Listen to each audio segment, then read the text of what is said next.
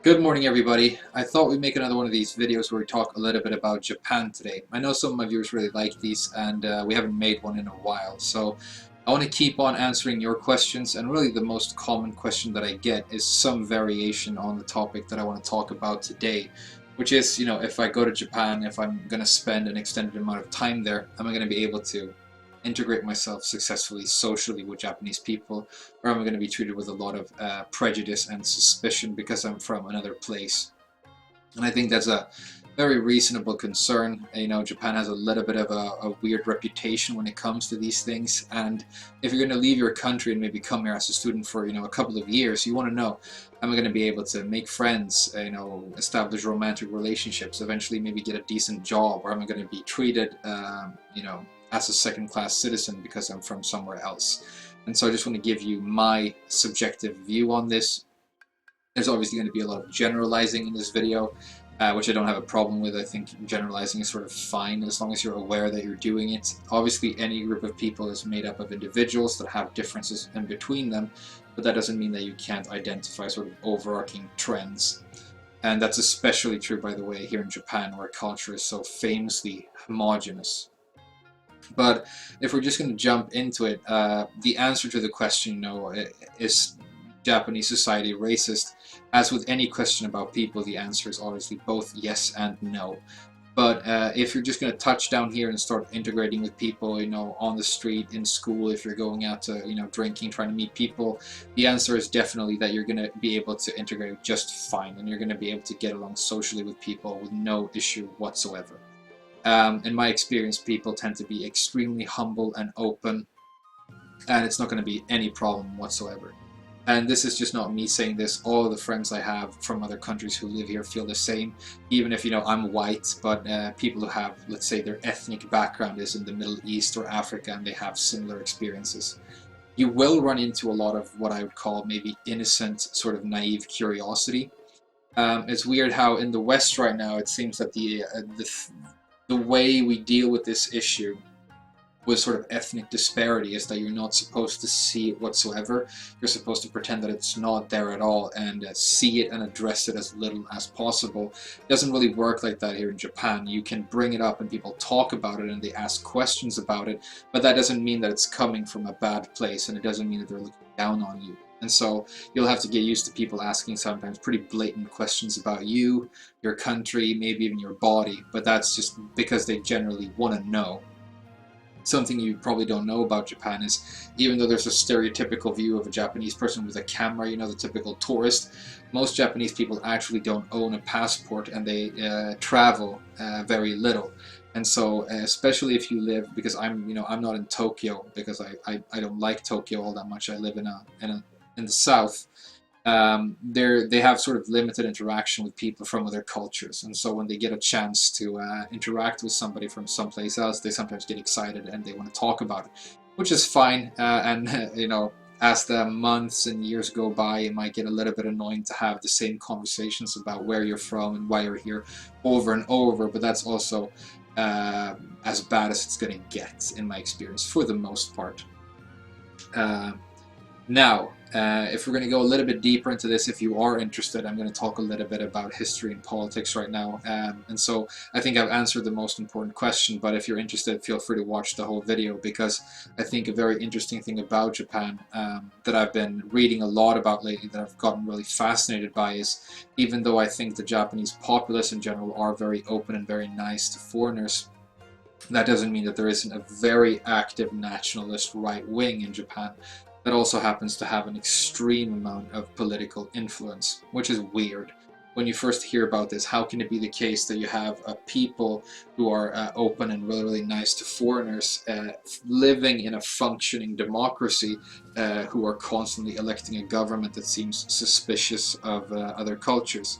And the reason this happens is actually kind of interesting, because if you live, for example, in America right now, I feel like most of the stuff people talk about is politics, what side of some sort of bipartisan issue you come down on.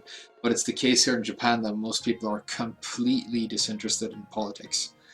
I mean, completely disinterested. A lot of my friends, I mean, you know, they're super intelligent, very insightful people, but they couldn't tell you anything about how Japanese politics actually work, and they don't vote because they're just not interested. They don't believe that they have the power to change anything.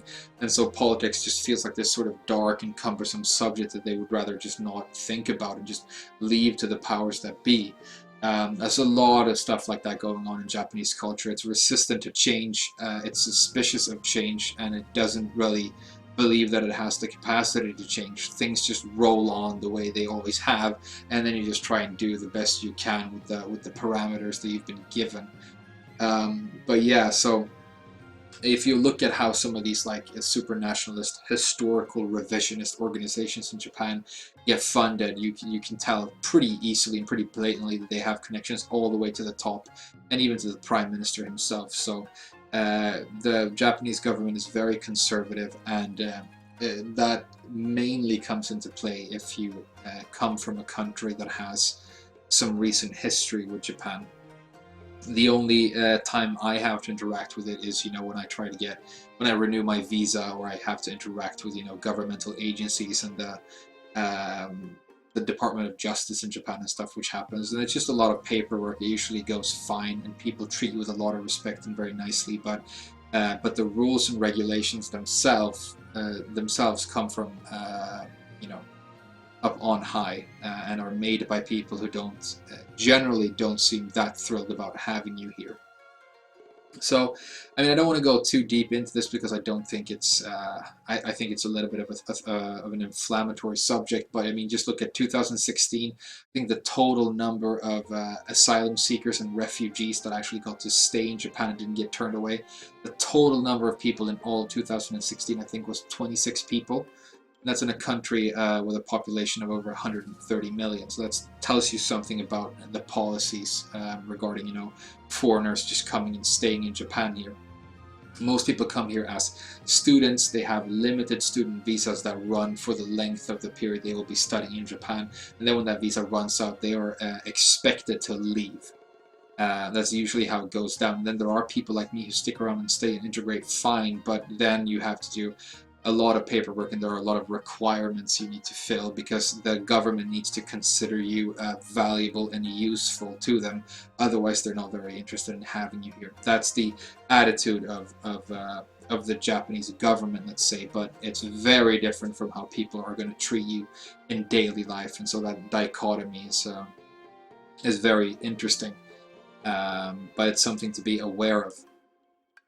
Now, the next thing I want to talk about really is one thing that I see some of these videos about this topic, and one thing that I feel doesn't get brought up enough, but I think it's like the most important part of the subject, bar none.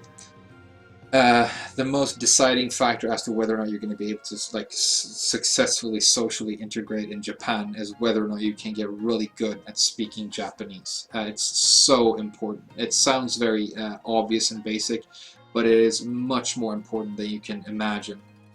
The few times when I came here and I didn't speak Japanese all that well, I had a couple of interactions with Japanese people where I felt like I was maybe treated with prejudice. You know, I would say hello or ask directions from somebody, and they would just kind of look at me weird and walk away.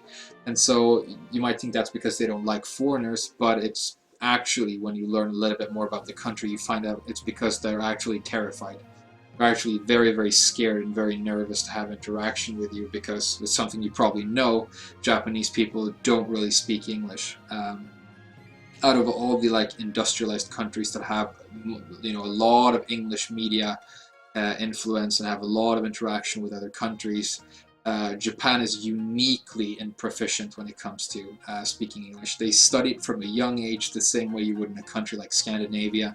And if you know about Scandinavia, most people, by the time they're in their young teens, even though they have heavy accents, can pretty much hold down a conversation in English, no problem.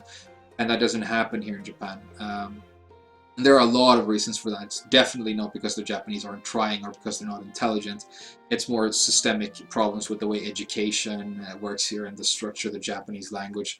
I have a lot of opinions on this as well, obviously, but just be aware that most people have studied English, but they actually have very low self-esteem and feel very nervous about having to speak it, especially to a foreigner. And so if you try and interact with them very openly in English, they might just be so nervous and so uncomfortable in that situation that they just choose to walk away. And you know, in my work, for example, when I meet with like a client or somebody I haven't seen before, and they show up and they see my face, they usually look a little bit apprehensive, and then I just say hello and I start speaking Japanese to them. You can just see them exhale, and then from that moment on, it just flows on very organically and very naturally, and there's almost no issue whatsoever, because you know I come from someplace else. But it is a huge issue whether or not you're able to communicate with them in their own language, because that's gonna break down all of the barriers. So obviously when you first show up here, you're not going to be a fluent Japanese speaker. So how do you go about this, you know, in the early stages? The good news is that there are so many young people, especially young women here in Japan, who are very interested in getting to speak English better, and who want to travel, who want to go abroad and learn more things about the world, and widen their worldview, let's say. And they organize stuff all the time. When I came here, you know, I got invited every day to different like language exchange events, university parties and stuff like that, where you can go and interact with people who you know, want to learn English and speak to you about you, but they will also help you train your sort of casual spoken Japanese and really up your proficiency level in terms of spoken Japanese. So that's a very good way to make new friends and sort of get into more natural flow of speaking the language. But I just want you to be prepared for that, because it's going to be the biggest hurdle for you. But if you can learn how to speak Japanese reasonably well, then I think you're going to have very little issue integrating with Japanese people. I think the last thing I'm just going to mention before I wrap this up, because it's another question you get, it's not something that I really like to talk about because it's a little bit of a weird subject, and I see some of these videos on the topic, I just get, you know, itchy all over, but like dating and stuff in Japan. Do not expect to have some sort of inherent advantage on the dating scene just because you happen to be from another country. They're just people like anywhere else, and if you want to find a girlfriend or a boyfriend here, it's gonna come down to whether or not you're a, you know, a decent, humble, nice person to be around. The most you can expect is that sometimes the fact that you are a foreigner can be a useful icebreaker, but that's really about it. And what I mean is, like, if you go somewhere and you're talking to somebody, they hear you speak Japanese, for example, they go, oh, where are you from, and why are you here? And so you launch into that conversation, and all of a sudden you're already talking about a very interesting, fun subject with a new person, which is travel, language, culture, and so on. And so it's great for that, because it opens up the opportunity for a lot of interaction initially, but from that point on, you're on your own. And even though when you go up to Tokyo, there are some girls who you know, they want to have a foreign boyfriend because it's considered cool. That's a small subculture of very superficial people, and my advice would be stay away from them as much as you can, because I don't think you're going to find a lot of, you know, genuine emotion in a relationship like that if you just get treated like an accessory by somebody. But that's very rare, and it basically doesn't happen. So just wanted to mention that, because I think it's something a lot of people think about as well. Should we talk about anything else here? I mean, okay, I'm just going to say this because I know I have a lot of viewers in China and Korea and America. These Japanese right-wing people who I mentioned earlier, and the historical revisionist types, you probably know even more about this if you're, for example, from China. But Chinese-Japanese relations are a little bit hairy, and sometimes when you talk to especially older people, especially older men here, they will sometimes say openly prejudiced and blatantly racist things about Chinese people because of their history with China. And the most hotly sort of debated topic here is something that is known as the rape of Nanking. If you've never heard about this, I mean, you can look it up if you want to ruin your week completely, because it's one of the most dark and dreadful genocides you'll ever read about. It is absolutely horrible, but it's a genocide perpetrated by the Japanese in China during the Japanese occupation of China.